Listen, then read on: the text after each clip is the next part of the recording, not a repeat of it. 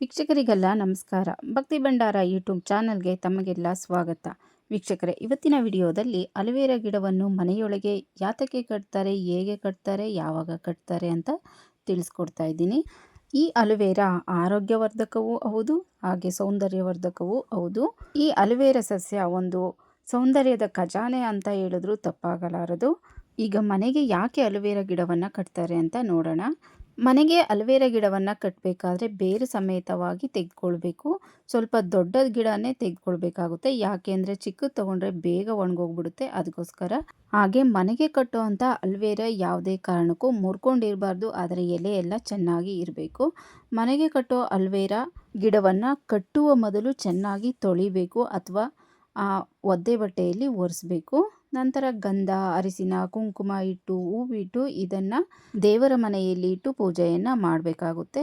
ಯಾವಾಗ ಮಾಡ್ಕೊಳ್ಬೇಕು ಅಂದರೆ ಶುಕ್ರವಾರ, ಮಂಗಳವಾರ, ಅಮಾವಾಸ್ಯೆ ದಿನ ಮಾಡಿದರೆ ತುಂಬಾ ಒಳ್ಳೆಯದು. ಅಮಾವಾಸ್ಯೆಯ ದಿನ ದೈವಶಕ್ತಿ ಜಾಸ್ತಿ ಇರೋದ್ರಿಂದ ಅಮಾವಾಸ್ಯೆ ದಿನ ಮಾಡಿಕೊಂಡ್ರೆ ತುಂಬಾ ಒಳ್ಳೆಯದು.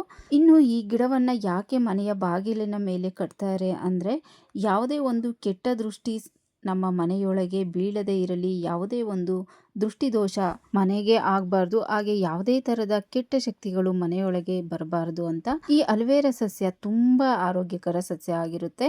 ಆಧ್ಯಾತ್ಮಿಕವಾಗಿಯೂ ಕೂಡ ತುಳಸಿ ಗಿಡವನ್ನು ಹೇಗೆ ಪ್ರತಿಯೊಬ್ಬರು ಮನೆಯಲ್ಲಿ ಬೆಳೆಸುತ್ತಾರೋ ಅದೇ ರೀತಿ ಅಲೋವೆರಾ ಗಿಡವನ್ನು ಕೂಡ ಪೂಜಿಸ್ತಾರೆ ಮತ್ತು ಬೆಳೆಸ್ತಾರೆ. ಹಾಗೆ ಮನೆಯ ಬಾಗಿಲಿಗೆ ಕಟ್ಟಬೇಕು. ಕಟ್ಟುವ ಮೊದಲು ದೇವರ ಮನೆಯಲ್ಲಿ ಇಟ್ಟು ಪೂಜೆ ಮಾಡಿ ಆಮೇಲೆ ಬಾಗಿಲಿಗೆ ಕಟ್ಟಬೇಕಾಗುತ್ತೆ. ಇದನ್ನು ಮನೆಯ ಹಿರಿಯರ ಕೈಲಿ ಕಟ್ಟಿಸಿದ್ರೆ ತುಂಬಾ ಒಳ್ಳೆಯದು. ಇನ್ನು ಗಟ್ಟಿಯಾಗಿ ದಾರದಿಂದ ಕಟ್ಟಬೇಕು. ಯಾವುದೇ ಹೂ ಕಟ್ಟುವ ದಾರ ಯಾವುದೇ ತರಹದ ಸಣ್ಣ ದಾರದಿಂದ ಕಟ್ಟಬಾರ್ದು.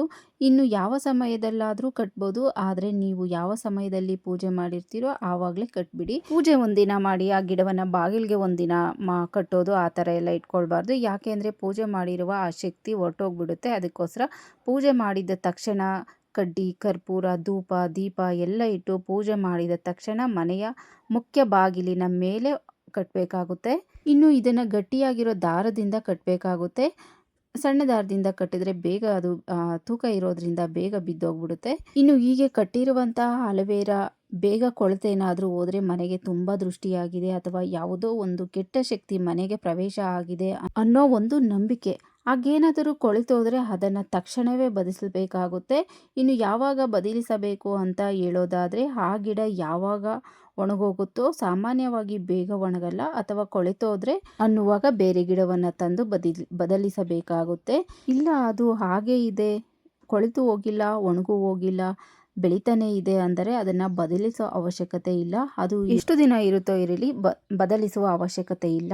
ಇನ್ನು ಅದರಿಂದ ಏನು ಆ ಥರ ತೊಂದರೆ ಇಲ್ಲ. ಇನ್ನು ಮನೆ ಒಳಗಡೆ ಕಟ್ಟಬೇಕಾಗುತ್ತೆ, ಹೊರಗಡೆ ಅಲ್ಲ. ಹಾಗೆ ಕಟ್ಟಿದ ಮೇಲೆ ಮನೆಯಲ್ಲಿ ಪೂಜೆ ಮಾಡುವಾಗಲೆಲ್ಲ ಇದಕ್ಕೂ ಕೂಡ ಪೂಜೆಯನ್ನು ಮಾಡಬೇಕಾಗುತ್ತೆ. ಇನ್ನು ಕಟ್ಟುವಾಗ ಬುಡ ಅಂದರೆ ಬೇರು ಮೇಲಕ್ಕೆ ಇರಬೇಕು, ಸುಳಿಯ ಭಾಗ ಕೆಳಗಡೆ ನೋಡ್ತಾ ಇರಬೇಕು. ಅಂದರೆ ಬೇರು ಆಕಾಶವನ್ನು ನೋಡಬೇಕು, ಅದರ ಎಲೆ ಭೂಮಿಯನ್ನು ನೋಡಬೇಕು. ವೀಕ್ಷಕರೇ, ಇವತ್ತಿನ ವಿಡಿಯೋದಲ್ಲಿ ಅಲೋವೆರಾವನ್ನು ಮನೆಗೆ ಯಾಕೆ ಕಟ್ಟಬೇಕು, ಹೇಗೆ ಕಟ್ಟಬೇಕು ಅನ್ನೋದನ್ನು ಮಾತ್ರ ಈ ವಿಡಿಯೋಲಿ ತಿಳಿಸ್ಕೊಟ್ಟಿದ್ದೀನಿ. ಅಲೋವೆರಾದ ಬಗ್ಗೆ ಇನ್ನೂ ವೈಜ್ಞಾನಿಕ ಮಹತ್ವವೂ ಇದೆ, ಆಧ್ಯಾತ್ಮಿಕವಾದ ಮಹತ್ವವೂ ಇದೆ.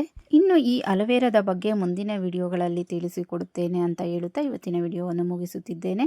ವೀಕ್ಷಕರೇ, ಈ ಮಾಹಿತಿ ನಿಮಗೆ ಏನಾದರೂ ಇಷ್ಟವಾದರೆ ದಯವಿಟ್ಟು ಒಂದು ಲೈಕನ್ನು ಮಾಡಿ, ಹಾಗೆ ಯಾರೆಲ್ಲ ನೋಡುತ್ತಿದ್ದೀರೋ ಸಬ್ಸ್ಕ್ರೈಬ್ ಮಾಡ್ಕೊಂಡು ಸಪೋರ್ಟ್ ಮಾಡಿ ಅಂತ ಕೇಳುತ್ತಾ ಧನ್ಯವಾದಗಳು.